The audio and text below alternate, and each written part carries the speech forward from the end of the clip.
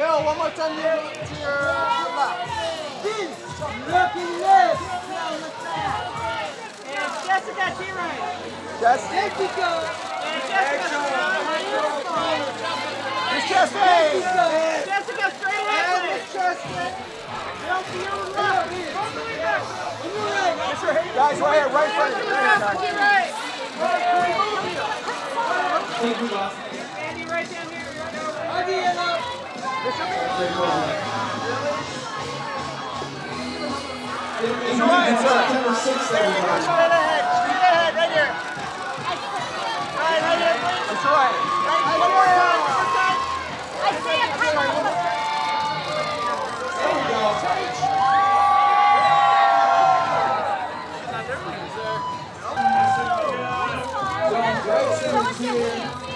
Sophia, come on down to the next one. One last time on the way. Jacob, right here, buddy.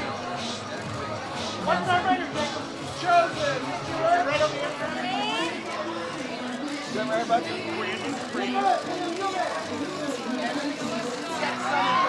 Looking back, please. Jack, Mustafa is here, everybody. Wyatt, right there, hang on, Wyatt, to your right.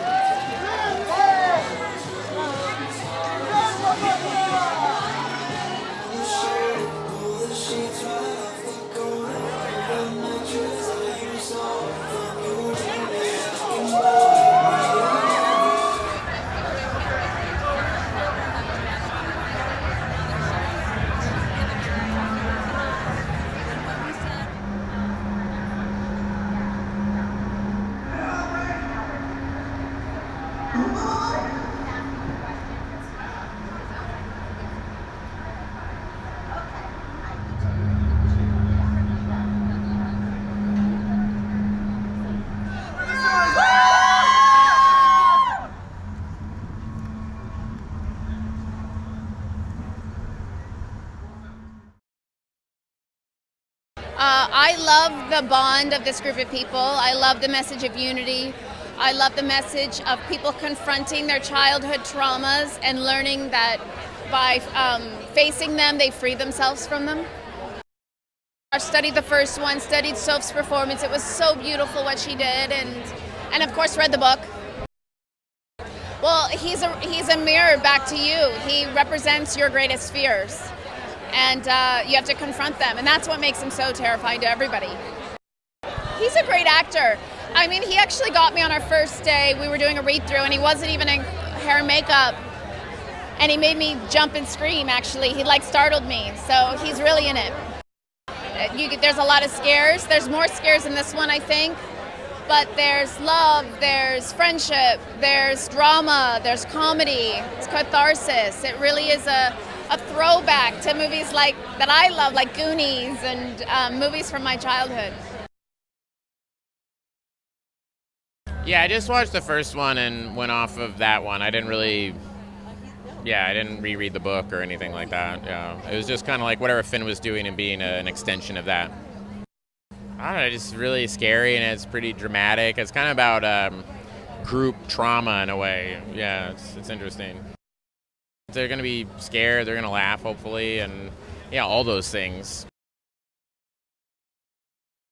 I just think that you're going to see, what happens next, that's the first thing. But I think what you're going to see is how the friendships were forged in the first, and how they've kind of, even though they haven't seen each other in 27 years, how those friendships are still there, that chemistry is still there.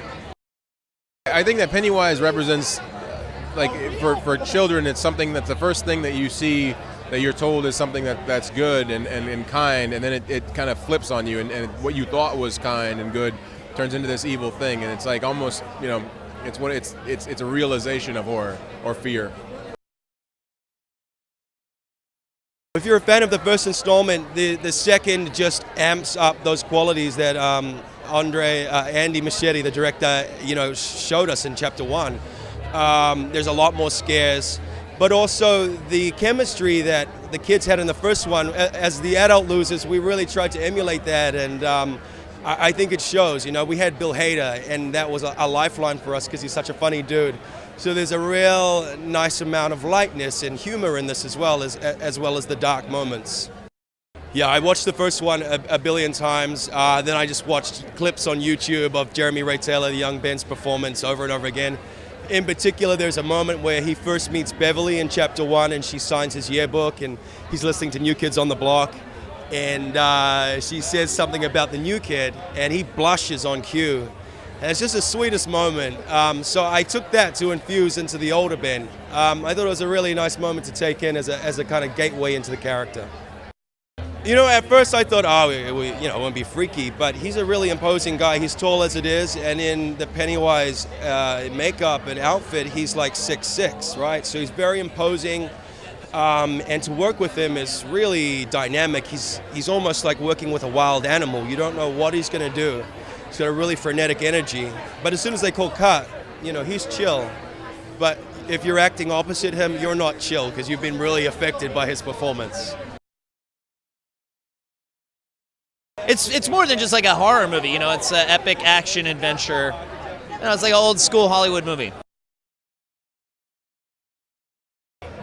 It has the same like sentimentality and same nostalgia, but it's just a bigger movie with higher stakes. Well, the Pennywise character is he's like this evil entity, right, that can take the form and shape of anything it wants. I think that the scariest thing, at least when I saw it when I was a kid back in the day, is that it seems to be this thing that manifests like your worst fears coming from your imagination. So it seems to me that its power is limitless based off of your imagination. That's terrifying. I think it lives in everybody. It is that fear, that insecurity, that thing we all had as teenagers that, makes it so that we can't be healthy, happy, free. Looking 27 years later at myself and thinking about my, teenage fears and questioning, the ones that I still have, that still hold me back.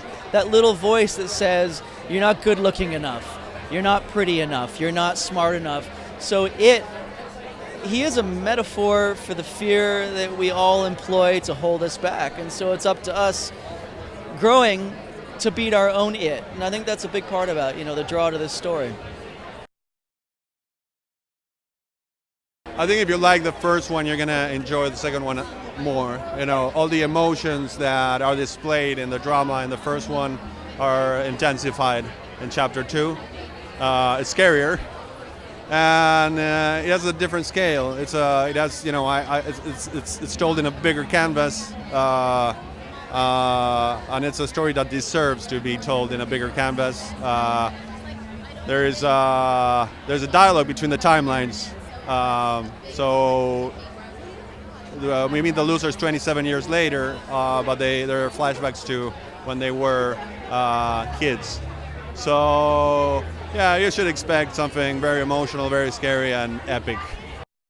When you're directing a movie with 7 leads, you have to know very much where each of the characters what each of the characters is going through in every second of this journey.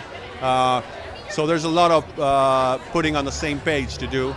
And no matter how much you rehearse, how much you talk, when you're on the day, there's a lot of talking to do, but it's a process that all of us enjoyed a lot. But it's rare. It's an unusual case of 7 leads, and a lot of them are in many of the scenes. Fear, of course, laughter, but mostly you're gonna leave the theater feeling great, which is not common for a horror film. But it's what you get from it, chapter 2. It's a roller coaster throughout the film, 2 hours 45 of heightened emotions, and then you're going to leave with a smile. We were incredibly lucky that so many people wanted to be in the film. We had 3 criteria to cast the adults. One was that there were excellent actors, check.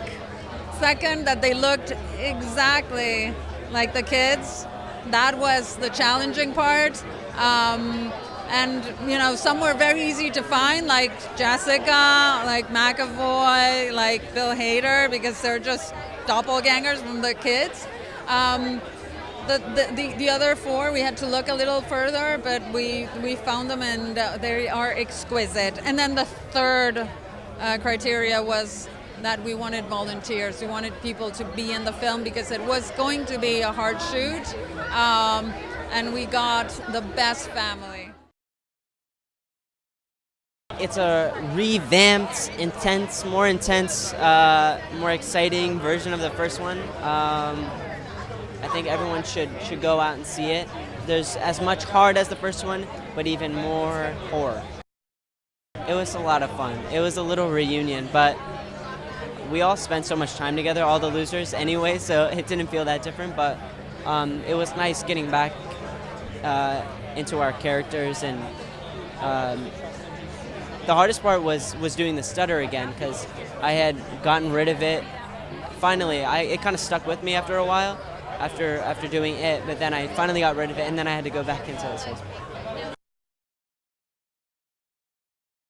I've always wanted her to play the older me. I told Andy that, and she worked with Andy before, and she looks like me, and she acts wonderfully, so she was kind of like that perfect fit.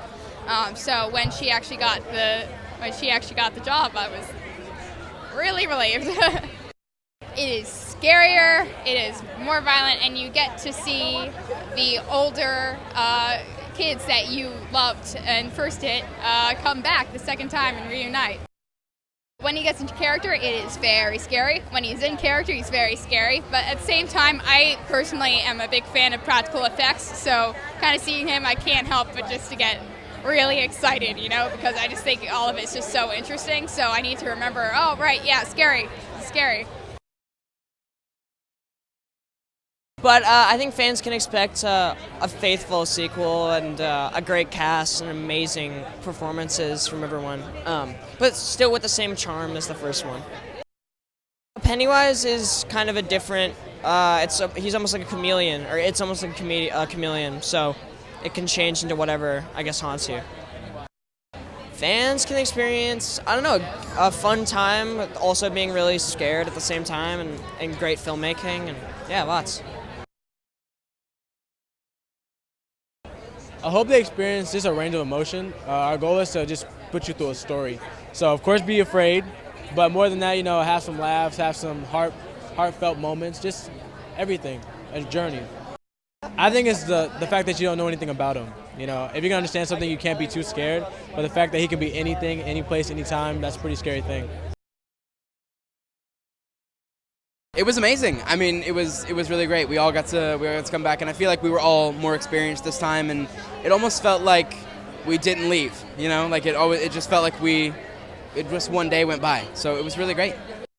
You know, you'll get a lot of the same friendship as the first one, but a lot more scary. It's totally upped on that. So bring your adult diapers. It was interesting. I mean, seeing Bill Skarsgård, like, people ask us if it was scary to film, but I think the scariest part was actually seeing before the take whenever Bill Skarsgård was getting in character, because he would like shake and laugh to himself and stuff. So it was terrifying. It was the most incredible experience of my life, and I made so many great friends that I'll forever always have. So to revisit it and come back, it was so nostalgic in the best way. The first one was like dipping your toe in the water of this story, and now we're really diving deep, and it's getting intense. It's more intense. It's a lot more intense now. I think the casting is really interesting for this one because, like, in my opinion, everyone looks like their older counterpart and vice versa, and everyone even acts similar. Like Chosen and Isaiah Mustafa, they act really, really similar, and just like their mannerisms and everything. Everyone has their own way of relating to this story, and I think a powerful theme is the power of unity. For the losers to come together and tackle this huge entity known as it, and successfully take it down in the first film is such a gratifying message, and I think people really gravitate towards that, and I think that's something that's so expertly done in It 1 and 2. He's usually pretty calm around set, but then once Andy's like, all right, or once they're rolling and Andy's about to say action, he starts laughing to himself and talking to himself. It's a little terrifying, I would say. If you love the first one, you'd love the second one. It all still shows children's stories, kids going through kid stuff, adults going through adult stuff now. Still scary, still sad, still funny. Everything that you loved from the first one is just emphasized in this one. I mean, seeing all these boys was just, and Sophia and everyone was just awesome. And it was 2 years prior that we filmed the first one. So they'd all grown up, they're all adults of their own now, basically. It was really cool. I mean, we hadn't really had a chance to see each other after the filming of the first one, except for the premiere. We just got to see each other again and have fun and act like it was the first movie again. FuturePreviews.com. Whoa! Go behind the scenes of movies. Subscribe to Future Flicks YouTube channel.